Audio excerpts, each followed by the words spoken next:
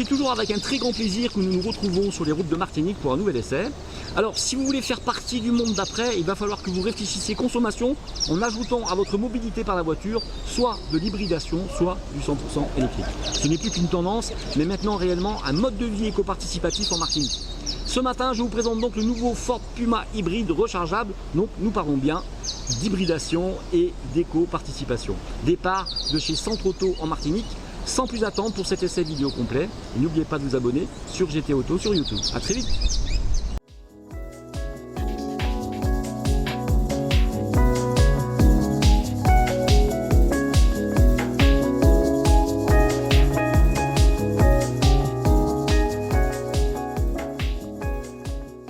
Et bien en effet, Ford poursuit sa belle percée sur le segment très concurrencé des crossovers et SUV, avec le lancement d'un modèle au design aguichant et à la carrure athlétique, c'est donc ce fameux nouveau Puma.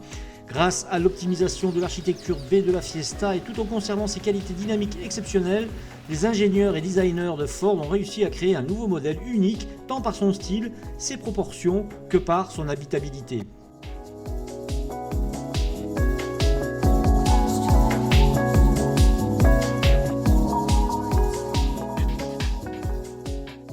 Avec une silhouette qui porte l'efficience, son allure plutôt épurée, le Ford Puma aligne sa calandre reconnaissable au premier coup d'œil et des phares LED qui s'inspirent de ceux de la Ford GT. Le style du nouveau Puma affiche un look particulièrement athlétique et séduisant. Ses lignes sculptées se prolongent sur les ailes avec un empattement allongé pour une longueur totale de 4,19 m et des passages de roues plus larges, affirmant clairement son caractère sportif.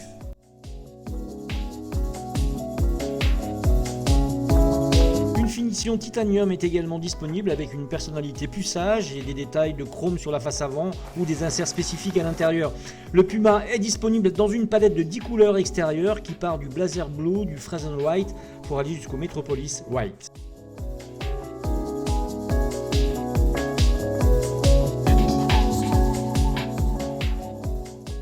Sachez qu'en fonction des options, le Puma s'entoure de 12 capteurs ultrasons, 3 radars et 2 caméras afin de permettre à Copilot 360, le système Ford, de mettre en action une suite d'assistance à la conduite créée pour protéger les occupants d'accidents potentiels et rendre ainsi plus sûrs et plus confortables les trajets du quotidien.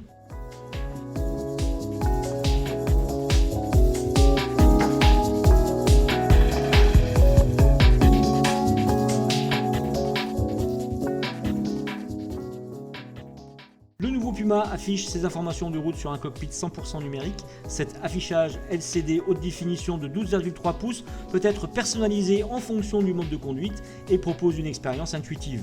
Un second écran tactile de 8 pouces disposé au centre de l'habitacle permet aux conducteurs et aux passagers de commander l'interface multimédia, compatible bien sûr avec Apple CarPlay et Android Auto. Par ailleurs, le nouveau Puma dispose d'un socle de recharge sans fil pour les utilisateurs de smartphones compatibles.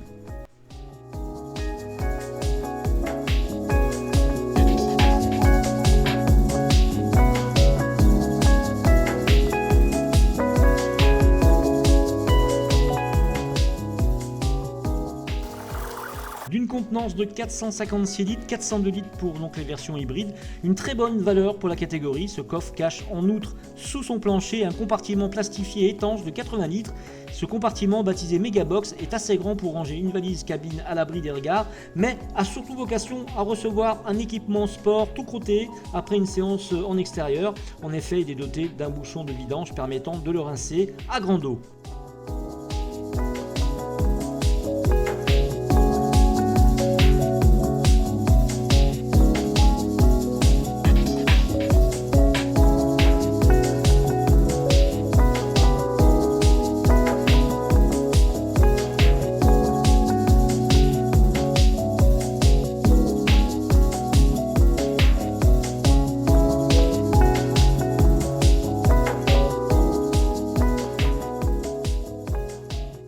Allez, le terrain de jeu favori du Puma est le réseau secondaire où les voies élargies de 58 mm par rapport à celle de la Fiesta dont il reprend la plateforme, rappelons-nous, lui procure une belle agilité et de bonnes dispositions dynamiques.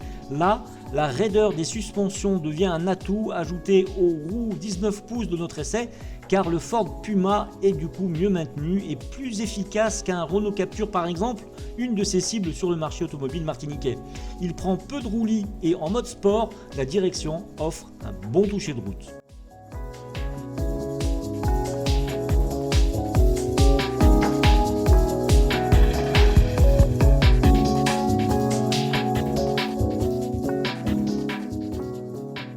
Le Puma est l'un des premiers véhicules Ford à bénéficier de la technologie mild hybride. Cette hybridation légère ajoute un alterno-démarreur de 11,5 kW et une batterie de 48 volts au moteur essence EcoBoost.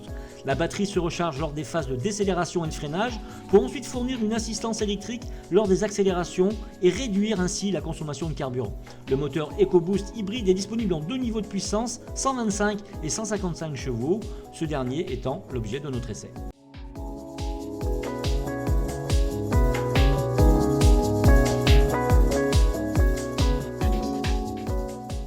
L'hybridation légère permet de gagner jusqu'à 9% d'efficacité énergétique lors des phases d'accélération, mais également de gagner en performance en ajoutant jusqu'à 50% de couple supplémentaire à bas régime. Notre vision de ce nouveau Ford Puma portait sur deux nouvelles motorisations finalement disponibles en Martinique à hybridation légère qui accompagnent donc son lancement. Donc ce fameux 3 cylindres 1 litre EcoBoost MEV de 125 chevaux et notre version d'essai de 155 chevaux en boîte manuelle 6 rapports.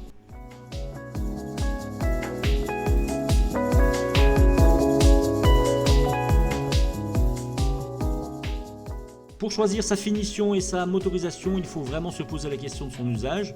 Si vous êtes abonné à la rocade matin, midi et soir, vous cherchez un minimum de confort, la version 125 chevaux MEV Titanium semble la plus efficiente et la plus agréable, surtout si vous poussez jusqu'à nos bourgs en mode commercial. Si par contre vous avez le pied droit qui vous démange un peu et que vous aimez avoir plus de répondants quand vous sollicitez votre véhicule, alors la version du Ford Puma 155 chevaux MEV sera plus adaptée et si vous voulez un véhicule plus dynamique, vous opterez pour la finition ST-Line X de notre essai.